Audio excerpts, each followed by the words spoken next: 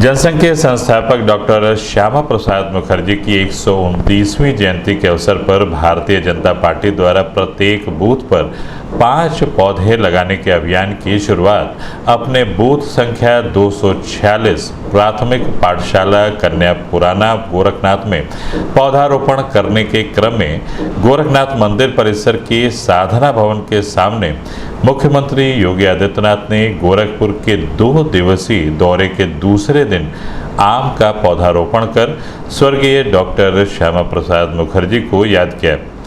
इस दौरान भाजपा के क्षेत्रीय अध्यक्ष डॉक्टर धर्मेंद्र सिंह, बीजेपी के महानगर अध्यक्ष राजेश गुप्ता, जिलाध्यक्ष युधिष्ठिर सिंह, केंद्र प्रभारी पवन त्रिपाठी, बूथ अध्यक्ष अमित श्रीवास्तव मौजूद रहे।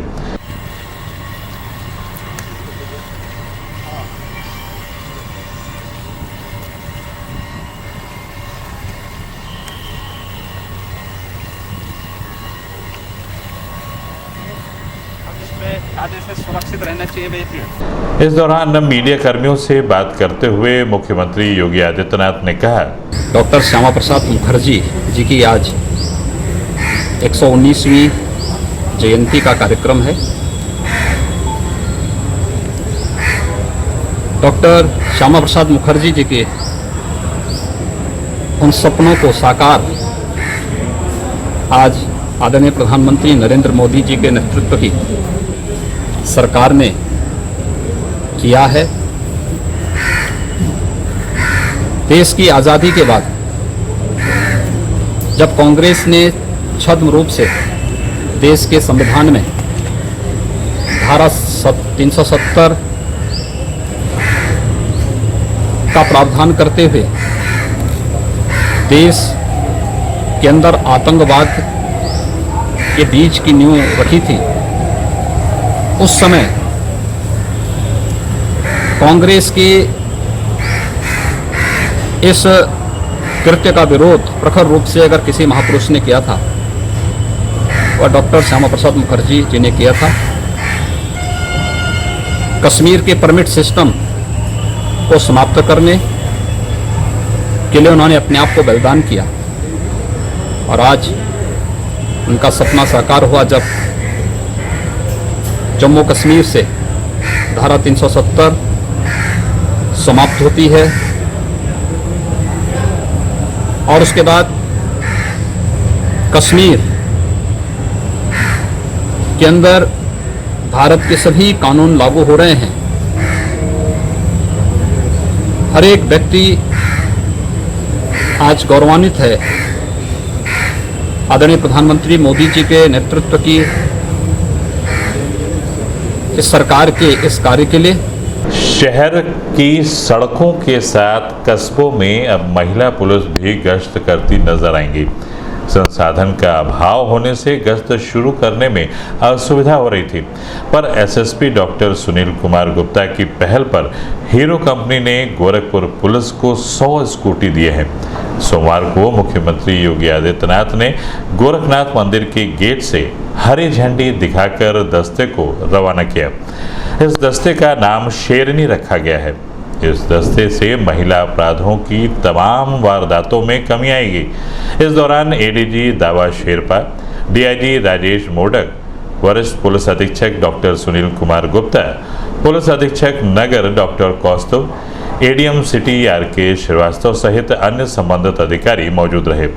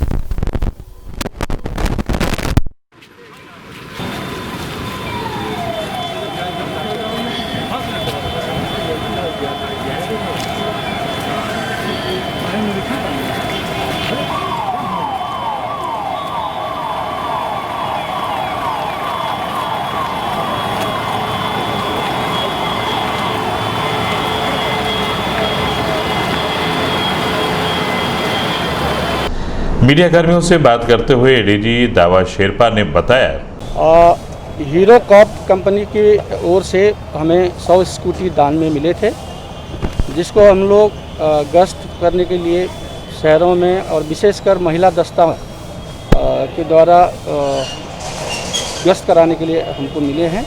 इसमें सारे प्रकार के जो अटैचमेंट्स है वो भी इसमें साथ में लगे हैं। तो इसको आज माननीय मुख्यमंत्री जी के कर कमलों से रवाना किया गया है। ये पुलिसिंग में विशेषकर गलियों में पेट्रोलिंग के लिए बहुत ही उपयोगी सिद्ध होगा, ऐसा हमारा उम्मीद है। और हम हीरो कंपनी को भी धन्यवाद देना चाहते हैं कि उन्होंने पुलिसिंग के क्षेत्र में कुछ योगदान के लिए ये अपना रखा है। और चूँकि महिलाओं के छेड़खानी या महिला अपराध रोकथाम के लिए महिला दस्ताओं का लगातार पेट्रोलिंग आवश्यक है, और स्कूटी से अच्छा साधन शहरों में गलियों में और कुछ शायद नहीं है। तो ये कार्यक्रम आज यहाँ इस प्रकार संपन्न किया गया। मुख्यमंत्री योगी आदित्यनाथ 2 दिवसीय दौरे के दूसरे दिन बीआरडी मेडिकल कॉलेज पहुंचकर विभिन्न वार्डों का निरीक्षण किया। निरीक्षण के दौरान भर्ती मरीजों से मुख्यमंत्री ने बात की और उनका हालचाल भी जाना। वहीं मुख्यमंत्री ने गोरखपुर और बस्ती मंडल के स्वास्थ्य विभाग की टीम और आला अधिकारियों के साथ कोविड-19 JEAS को लेकर उसके रोकथाम के लिए किए जा रहे कार्यों के संबंध में चर्चा कर समीक्षा बैठक की। बैठक के दौरान संबंधित अधिकारियों द्वारा किए जा रहे कार्यों के संबंध में जानकारी प्राप्त कर आवश्यक दिशा निर्देश भी दिए गए।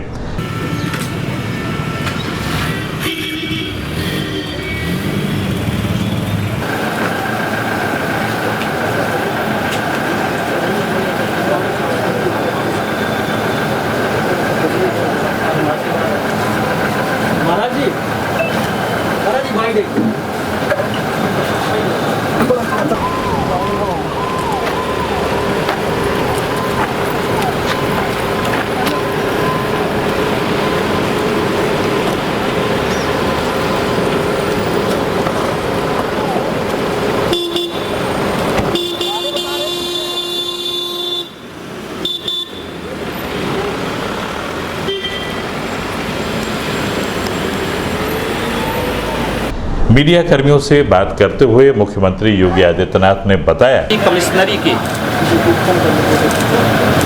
कोरोना के साथ साथ JEAS और डेंगू जैसे संचारी रोगों पर प्रभावी नियंत्रण करने के लिए एक व्यापक कार्य योजना तैयार की है। यद्यपि ये कार्य योजना हमारी पहली जुलाई से प्रारंभ भी हो चुकी है, लेकिन मैं विशेष रूप से समीक्षा करने के लिए यहाँ पर इसके लिए आया हूँ, क्योंकि JEAS के 90% मामले इन्हीं 2 कमिश्नरी के अंदर पाए जाते हैं और इन 2 कमिश्नरी के अंदर ही ज़्यादातर मौतें होती थी। पिछले 3 वर्ष के अंदर अंतर विभागीय समन्वय के माध्यम से हम लोगों ने बीमारी पे 60% और मौत पर 90% नियंत्रण करने में सफलता प्राप्त की थी। इस बार हमारे लिए चैलेंज ज़्यादा है, क्योंकि कोरोना भी है और साथ साथ JEAS भी है, डेंगू भी है। मानसून 15 दिन पहले आ चुका है, इसके कारण भी जगह जगह जल जमाव के कारण भी ये समस्या गहरा सकती है। इसीलिए मुझे स्वयं आना पड़ा। स्वास्थ्य विभाग की, चिकित्सा शिक्षा विभाग की भी पूरी टीम यहाँ पर हमारे साथ आई है और उन लोगों ने इस पूरे कार्यक्रम के साथ जुड़ करके बहुत व्यापक कार्य योजना बनी है। यद्यपि आज से पूरे प्रदेश में हर ग्राम पंचायत स्तर पर, वार्ड स्तर पर हमने सर्विलांस की एक टीम सक्रिय की है।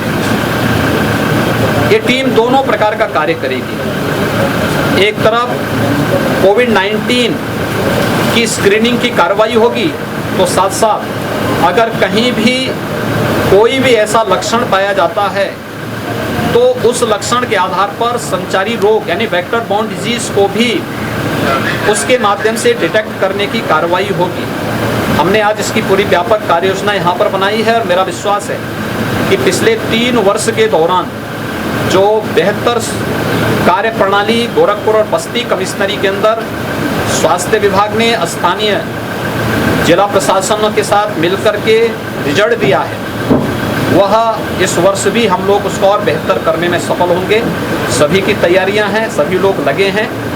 इस बार चैलेंज ज़्यादा है, लेकिन उस चैलेंज के साथ भी लोग बेहतर कार्य करने के जज्बे के साथ कार्य कर रहे हैं और मुझे विश्वास है कि कोरोना पर भी नियंत्रण होगा, JEE-AES पर और डेंगू पर भी हम लोग प्रभावी नियंत्रण करने में सफल होंगे। कानपुर के मुख्य आरोपी विकास दुबे की तलाश जहां कानपुर और लखनऊ पुलिस कर रही है, वहीं गोरखपुर रेंज में भी ADG दावा शेरपा की देखरेख में पुलिस लगातार नेपाल की सरहदों पर आरोपी विकास दुबे की सरगर्मी से तलाश कर रही है। मीडिया कर्मियों से बात करते हुए अपर पुलिस महानिदेशक दावा शेरपा ने बताया, विकास दुबे के सर्च जो है चारों तरफ की जा रही है, ढूंढा जा रहा है। तो एक संभावना नेपाल की तरफ भागने का भी रहता है। तो नेपाल बॉर्डर के जितने भी जनपद है वहाँ पर चेकिंग कराई गई है, अलर्ट में रखा गया है, जगह जगह पोस्टर चिपकाया गया है ताकि अगर इधर से नेपाल जाने के प्रयास करें तो वो गिरफ्तार हम लोग कर लें। सर, सबसे बड़ी बात रही पूर्वांचल अपराधियों का गढ़ कभी माना जाता था, लेकिन फिलहाल इधर नहीं है। लेकिन यहाँ के हिस्सों को किस तरह से नकेल कसने की तैयारी चल रही है? देखिए, हिस्ट्री शीट खोली इसलिए जाती है कि उसकी लगातार निगरानी हो। मतलब इसका पहला पर्पज़ जो हिस्ट्री शीट खोलने का ये रहता है कि निगरानी लगातार बनी रहे उसके एक्टिविटी पे, उसके आमदनी पे, उसके लोगों से जिनसे आना जाना उठना बैठना है। तो आपराधिक गतिविधि और अचानक कहीं से रुपया पैसा उसके पास आ जाता है, तो ये देखने के लिए हिस्ट्री शीट खोली जाती है। तो हम लोग लगातार प्रयास में हैं कि कोई इस तरह के अपराधी पनपने ना पाएँ। अभी वक्त है एक छोटे से ब्रेक का, मिलते हैं ब्रेक के बाद। गोरखपुर की विश्वसनीय दुकान रवि ट्रेडिंग कंपनी, टाइल्स एवं बाथ फिटिंग के फुटकर एवं थोक विक्रेता। सोमानी की all sanitary bath item, Somani का गीजर जिसकी गारंटी किसी भी कंपनियों से है ज्यादा। हमारे यहाँ उपलब्ध है 1 लाख तक के कम्बो। तो थोक और फुटकर विश्वसनीय खरीदारी के लिए जरूर आए।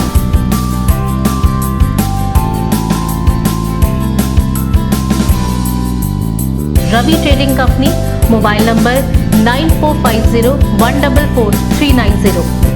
हर खरीद पर पाएं आकर्षक छूट, साथ में फाइनेंस की सुविधा भी उपलब्ध। ब्रेक के बाद आपका स्वागत है। आइए देखते हैं दिन भर। आज सुमेर सागर में अतिक्रमण हटाने के बाद रविवार को दोबारा उसकी पैमाइश शुरू की गई। माना जा रहा है कि कुछ और निर्माण अतिक्रमण की जद में आ सकते हैं। रिपोर्ट तैयार होने के बाद उन्हें भी ध्वस्त किया जाएगा। इसमें कुछ दुकानदारों में भी हड़कंप मचा हुआ है। ज्वाइंट मजिस्ट्रेट सदर गौरव सिंह सोगरवाल के निर्देश पर सदर तहसील की टीम ने ताल सुमेर सागर की नए सिरे से पैमाइश शुरू कर दी है। इसके साथ ही ताल से सटी नजूल की भूमि की भी पैमाइश होगी। माना जा रहा है कि नजूल की भी भूमि पर भी अतिक्रमण किया गया है। पैमाइश की रिपोर्ट आने के बाद फिर से अतिक्रमण हटाने की कार्रवाई शुरू की जाएगी।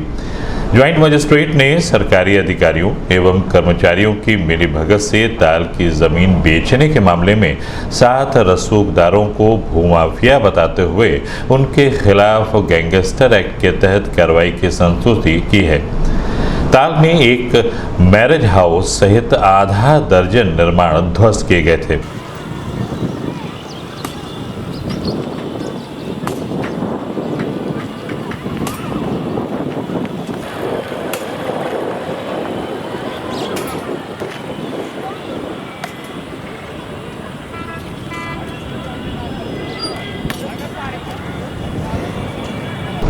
सिटी वन संवाददाता से बात करते हुए ज्वाइंट मजिस्ट्रेट सदर गौरव सिंह सोगरवाल ने बताया, सुमेर सागर को लेके हमने माह फरवरी में जब मैंने ज्वाइन किया जनवरी में, उसके बाद हमारा सबसे पहला टारगेट था कि जितनी भी गवर्नमेंट लैंड्स हैं, चाहे वो तालाब की ज़मीन हो, चाहे पोखरी की ज़मीन हो, चाहे वो सरकारी भूमि किसी भी रूप में हो, सबको हमें संरक्षित करना है, सबको सुरक्षित करना है।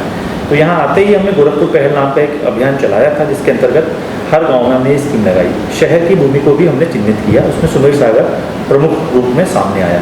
तो फरवरी माह में 28 फरवरी के आसपास हमने एक अभियान चलाया था और सुमेर सागर पे मार्च महीने में हमने उसके पूरे अभिलेखों को हमने खंगाल कर और वहाँ पर हो रहे अवैध अतिक्रमण को चिन्हित करके वहाँ पर कार्रवाई की थी मार्च में। अब चूँकि लॉकडाउन हो गया था, लॉकडाउन की वजह से फिर हम उस पर फाइनल टच नहीं दे पाए थे। जब लॉकडाउन अनलॉक 1 स्टार्ट हुआ, अनलॉक 1 8 जून से फिर हमने फिर से इस पर वापस से हमने इस पर शुरुआत की और अभियान की जो जहाँ हमने छोड़ा था वहाँ से वापस स्टार्ट किया। इसके क्रम में देखने में आया कि सुमेर सागर जो कि ताल के रूप में दर्ज था, जिसमें सरकार बहादुर के नाम पे लगभग 8 एकड़ की भूमि थी और प्राइवेट उनके नाम पर ताल के रूप में ही 10 एकड़ की, तो लगभग 18 एकड़ के आसपास ये ताल के रूप में दर्ज था सुमेर सागर। सैटेलाइट से अगर हम गूगल अर्थ से फ़ोटो लेते हैं तो आप अगर लेंगे 99 की फ़ोटो तो उसमें पूरा आपको डिमार्केशन मिलेगा, जिसमें ताल के रूप में ये नज़र आ रहा है। वहीं 2019 का अगर आप फ़ोटो लेते हैं सैटेलाइट से गूगल अर्थ को तो देखेंगे उस ताल की भूमि पे पूरा अतिक्रमण हो चुका था। तो कैसे कैसे हमने कई सारे सैटेलाइट से फ़ोटो भी लिए, इसमें काफ़ी हमने टेक्नोलॉजी का यूज़ किया और हमने देखा कि कैसे कैसे ग्रेजुअली 99 में क्या हुआ, उसके बाद 2002 में क्या हुआ, फिर 2005 में क्या हुआ, अलग अलग वर्षों के हमने मैप्स को मिलाया और देखा कि किस तरीके से इस पर अतिक्रमण हुआ और ताल का जो पूल एरिया था वो कितना था और आज कितना है। तो जब हमने मार्च में ये स्टार्ट किया था अपना, तो उसके बाद आज हम लगभग 80% से अधिक जो टोटल एरिया है 18 एकड़ उसका हम खाली करवा चुके हैं। और यहाँ पे देखने में आया कि बड़े माफिया जो थे, जो कह सकते हैं कि जिन्होंने मिली भगत से, चाहे वो नगर निगम की मिली भगत हो, चाहे वो जीडे की मिली भगत हो, चाहे वो राजस्व कर्मियों की मिली भगत हो, उससे उन लोगों ने इस ताल को पाट कर और उस पर प्लॉटिंग की और प्लॉटिंग से अपने प्लॉट बेचे और जो हमारे लोग हैं उनको फंसा कर करोड़ों रुपए का मुनाफा कमाया। सर ऐसे लोगों के ऊपर क्या कार्रवाई है सर, आपने क्या लोगों को बनाई? देखिए, इसमें हम कार्रवाई के 4 तरीके हैं, मतलब हमने 4 प्रकार के लोगों को आइडेंटिफाई किया है। पहला, वो बड़े माफिया जिन्होंने एक संगठनात्मक रूप से इस कार्य को अंजाम दिया अपने पैसे के बल पर, अपने पावर के बल पर। तो उसमें क्या कहा, उसमें इन लोगों ने इस ताल को पाट कर, क्योंकि माननीय उच्चतम न्यायालय और माननीय उच्च न्यायालय के स्पष्ट दिशा निर्देश हैं कि ताल पोखरे की ज़मीन, तालाब की ज़मीन पर किसी भी तरीके का कब्जा परिवर्तन नहीं किया जाएगा, उसकी नवैयत चेंज नहीं होगी। जल संरक्षण एक बहुत बड़ा मुद्दा बन चुका है और माननीय उच्चतम न्यायालय इसमें अपना दिशा निर्देश समय समय पर देता रहता है और कई राज्यों में इस तरीके के अभियान चले भी हैं। तो हमने देखा कि जो इसमें मेन 7 लोग निकल के आए, जिसपे हमने कार्रवाई के लिए गैंगस्टर और विभिन्न आपराधिक कृत्यों, क्योंकि उन लोगों ने ऐसे लोगों का मुनाफा कमाया है, ऐसे लोगों से पैसे ठगी के द्वारा धोखे जालसाजी के द्वारा उन लोगों ने, तो उन लोगों पे हमने कमिश्नर सर के लिए एक लेटर लिखा है, क्योंकि नगर निगम इस तालाब का संरक्षण है, उनके निर्देशित करें कि ऐसे लोगों के खिलाफ गैंगस्टर व अन्य आपराधिक धाराओं में मुकदमा दर्ज कराया जाए। तो ऐसे 7 लोग आइडेंटिफाई किए। दूसरा, 2006 में तत्कालीन डीएम डॉक्टर हरिओम सर की अध्यक्षता में कमेटी बनी थी, इसमें 6 मेंबर थे। 6 मेंबर कमेटी ने सुझाव दिया था कि अब तक इस पर जो भी पक्के निर्माण हैं वो हटाए जाएं और आगे से कोई पक्का निर्माण ना हो। बावजूद उसके जीडीए ने 2010 में एक नक्शा पास किया, बावजूद इसके नगर निगम ने उसमें सड़क बनाई, नालियाँ बनाई और अवैध बस रहे लोगों के लिए सुविधा मुहैया कराई। तो ऐसे कैसे किस तरीके से हो गया? तो नगर निगम और जीडीए जो लोग हैं उसके खिलाफ उस टाइम पे जो भी थे उनके खिलाफ आवश्यक कार्रवाई करने की जरूरत है। ऐसा लेटर हमने कमिश्नर सर को दिया है, वो अपने स्तर से उनको आदेशित करें। तीसरा है हमारे जो राजस्व कर्मी हैं, जो उस टाइम के देखिए दाखिल खारिज तो होता है बहनामे के आधार पर, लेकिन जब तालाब को पाटा जा रहा था तो लेखपाल की राजस्व कर्मी की प्राथमिक जिम्मेदारी रहती है कि जब इस तरीके की घटना हो तो उसके बारे में संज्ञान ले, सूचित करे। तो उनके संज्ञान ना देना, सूचित ना करना, उसकी वजह से इतना बड़ा दोषा हो पाया। तो इसको भी हमने उनके खिलाफ ही आवश्यक कार्रवाई के लिए लिखा है। भारत और नेपाल का रिश्ता हमेशा ही मधुर रहा है। लेकिन मौजूदा परिस्थिति में स्थितियां कुछ असामान्य हुई हैं। ऐसे में नेपाल के सीमावर्ती क्षेत्रों में नेपाली पुलिस व जवानों की चौकियां गश्त आदि बढ़ गई है, जिसे देखते हुए भारत की तरफ से भी नेपाल के सीमावर्ती क्षेत्रों में चौकसी बढ़ा दी गई है।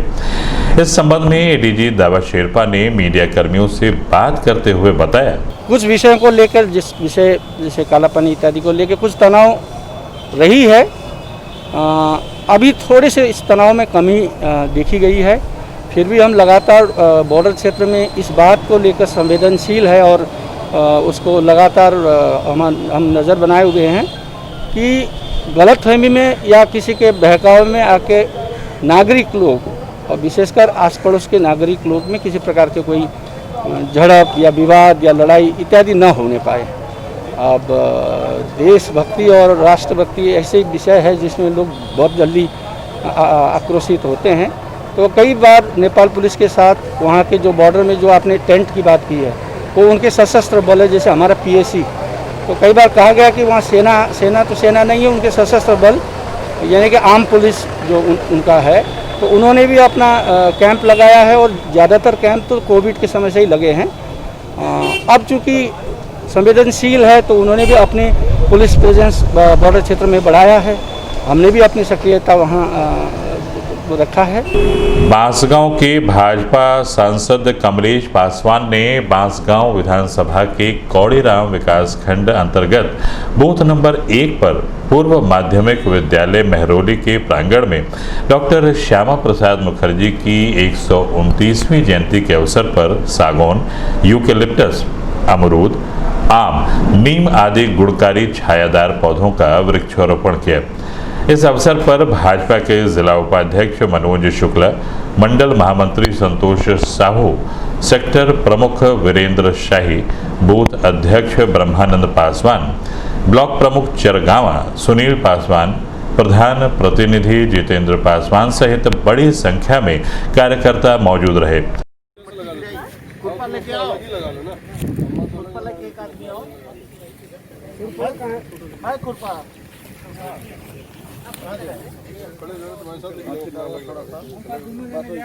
गिरा दीजिए, खाली उसको नहीं दबाना है, वो दबाएंगे तो पौधा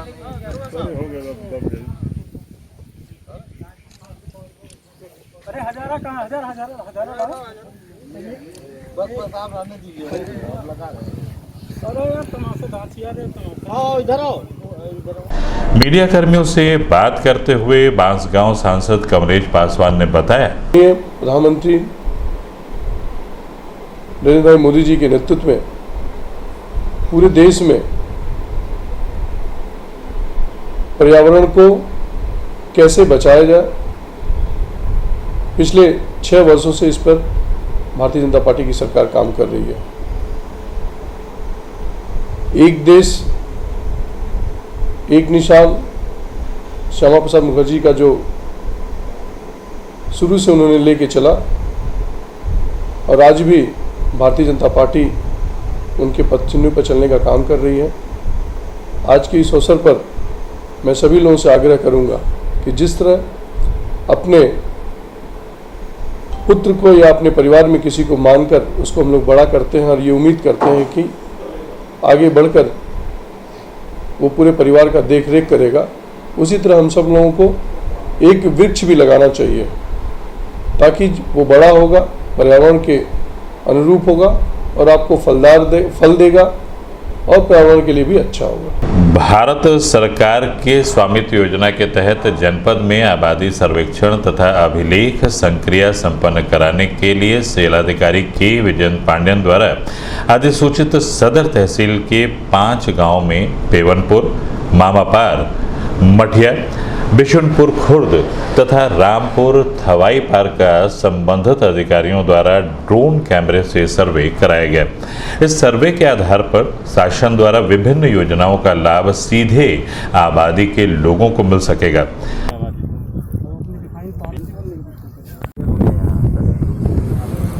बस यहाँ पे कंप्लीट में उतर रहा है।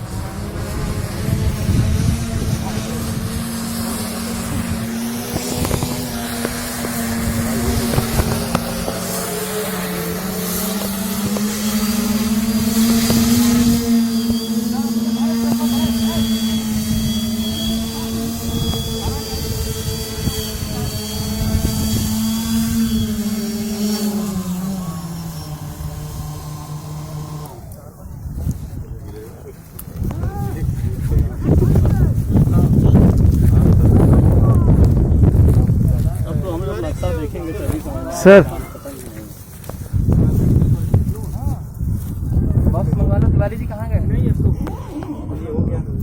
सिटी वन संवाददाता से बात करते हुए एसडीएम सदर गौरव सिंह सोगरवाल ने बताया, भारत सरकार की एक स्वामित्व योजना की स्कीम है, उसके अंतर्गत 5 गांवों का चयन किया गया था पायलट बेसिस पे। जो आबादी क्षेत्र हैं उन सबके भूलेख मानचित्र के लिए और अभिलेख तैयार करने के लिए ड्रोन प्रौद्योगिकी के द्वारा सबका अभिलेख तैयार किया जा रहा है। मानचित्र के द्वारा उनका स्वामित्व उनको प्रोवाइड किया जाएगा।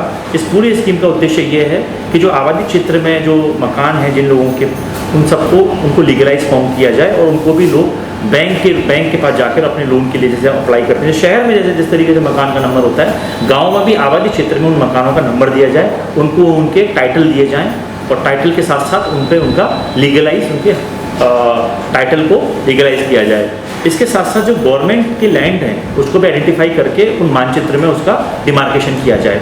तो इसी संदर्भ में आज जो हमारे 5 गांव थे, 5 गांव में जो भारतीय सर्वेक्षण विभाग है और हमारे तहसील सदर का राजस्व विभाग है, उनके द्वारा ड्रोन के द्वारा उन सबका आइडेंटिफिकेशन किया गया, डिमार्केशन किया गया और जितने भी आबादी क्षेत्र है और जितने भी गांव सभा के क्षेत्र हैं, चाहे वो तालाब की भूमि हो, चारागाह की भूमि हो, सबका आइडेंटिफिकेशन किया जा रहा है। बहुत महत्वाकांक्षी स्कीम है भारत सरकार की स्वामित्व योजना और धीरे धीरे हमारे गोरखपुर के सभी गाँव में इसका इम्प्लीमेंटेशन होगा।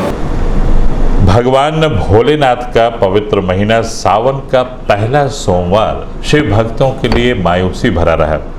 इस वैश्विक महामारी के बीच सभी मंदिरों के कपाट पूरी तरीके से बंद कर दिए गए हैं। शिवालयों पर जलाभिषेक, रुद्राभिषेक, भांग, धतूरा, बेलपत्र, फल फूल सहित अन्य भगवान भोले को प्रसन्न करने के लिए चढ़ाए जाने वाले भोग को मंदिर के पुजारियों द्वारा ही चढ़ाया गया। इसी क्रम में राजघाट थाना क्षेत्र के रामलीला मैदान स्थित सैकड़ों वर्ष पुराने श्री बाबा मुक्तेश्वर नाथ महादेव सिद्ध पीठ में सावन के महीने में शिव भक्तों का तांता लगा रहता था, लेकिन आज यह पूरी तरह से सन्नाटा पसरा हुआ है। कोविड-19 के खतरे को देखते हुए पहले ही मंदिर व पुलिस प्रशासन ने भक्तों से आग्रह किया था कि किसी प्रकार का अनुष्ठान मंदिर परिसर में नहीं आयोजित किया गया है।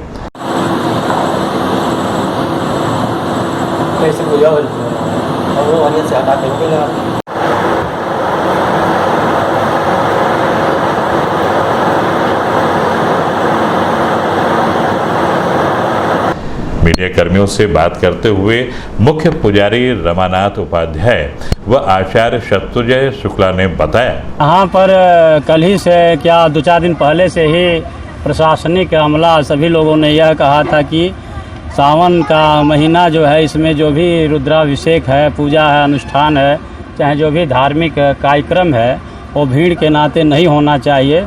क्योंकि इस समय कोरोना बहुत तेज़ी से फैल रहा है, तो इसमें प्रशासन के सभी लोगों ने, अधिकारियों ने जो है मंदिर में प्रवेश के लिए वर्जित कर दिया है, रोक लगा दी। इस समय प्रशासन ने बंद करा दिया है आकर कर, और बंद होने के बाद से किसी को जल चढ़ाने की अनुमति नहीं मिली है। केवल सुबह आरती हुआ, आरती होने के बाद से ताला बंद हो गया है। कौन लोग कर रहे हैं इसमें पूजा? इस समय पंडित जी लोग, जो अनुष्ठान वाले हैं, वो लोग बाहर पूजा कर रहे हैं, और भक्त जो लोग आए थे बाहर, पीपल का पेड़ है उसी के नीचे जल चढ़ा करके गए, जो लोग नहीं मानने वाले हैं।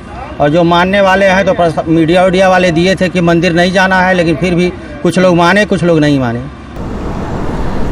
दिन भर में बस इतना ही। अगले अंक में आपसे फिर मुलाकात होगी। साईं प्रणाम।